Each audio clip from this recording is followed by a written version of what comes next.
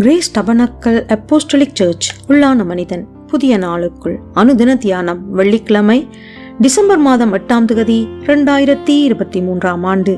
இன்றைய தியான தலைப்பு ஒருவரோடு ஒருவருக்குள்ள ஐக்கியம். இன்றைய தியான வசனம் 1 யோவான் 1ஆம் அதிகாரம் 7ஆம் வசனம். அவர் ஒளியில் இருக்கிறது போல நாமும் ஒளியிலே நடந்தால் ஒருவரோடொருவர் ஐக்கியப்பட்டிருப்போம். தியானம்.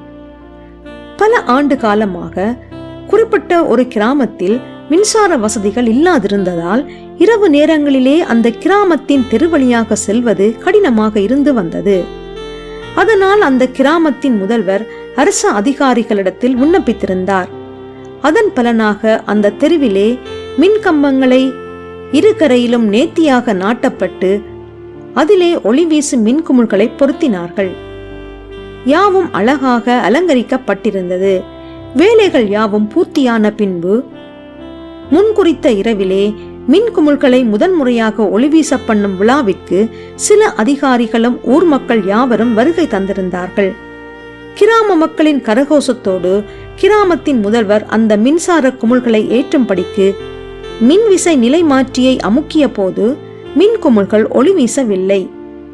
உடனடியாக அங்கிருந்த மின்சார தொழில்நுட்ப பணியாளர் மின்சார தொடர்புகளை பரிசோதித்து பார்த்தபோது மின் கம்பியானது பிரதான மின்சார தொகுதியோடு சரியான முறையில் இணைக்கப்படாதிருப்பதை கண்டு அந்த இணைப்பை சரியாக பொருத்தினார்.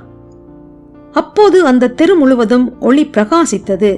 மக்கள் யாவரும் சந்தோஷத்தினால் ஆர்ப்பரித்தார்கள்.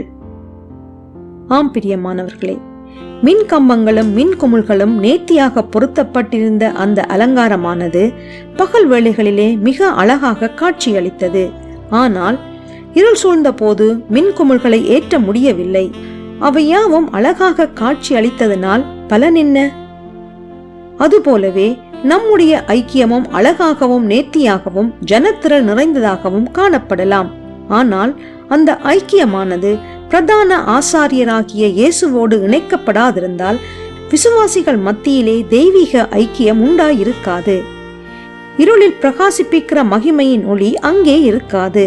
எனவே பிதாவாகிய தேவனோடும் அவருடைய குமாரனாகிய இயேசுவோடும் ஐக்கியமாயிருங்கள். கிறிஸ்துவின் ஆவி இல்லாதவன் கிறிஸ்தவனாக வாழ முடியாது. கிறிஸ்துவின் ஆவியை தரித்தவர்களாக அவருடைய ஒளியிலே நாம் நடந்து அந்த திவ்ய ஒளியிலே ஒருவரோடொருவர் ஐக்கியம் உள்ளவர்களாக இருப்போமாக. ஜெபம் செய்வோம். உன்னதமான தேவனே, இந்த உலக போக்கில் உள்ள ஐக்கியத்திலே திருப்தி அடைய முயலாமல் உம்மோடுள்ள ஐக்கியத்திலே நாம் எப்போதும் உறுதியாக நிலைத்திருக்கும்படி எனக்கு கிருபை செய்வீராக. இரட்சகர் இயேசு வழியாக ஜெபிக்கின்றேன். ஆமேன். மாலை வாசகம் ரோமர் 8ஆம் அதிகாரம் 9ஆம் வசனம்.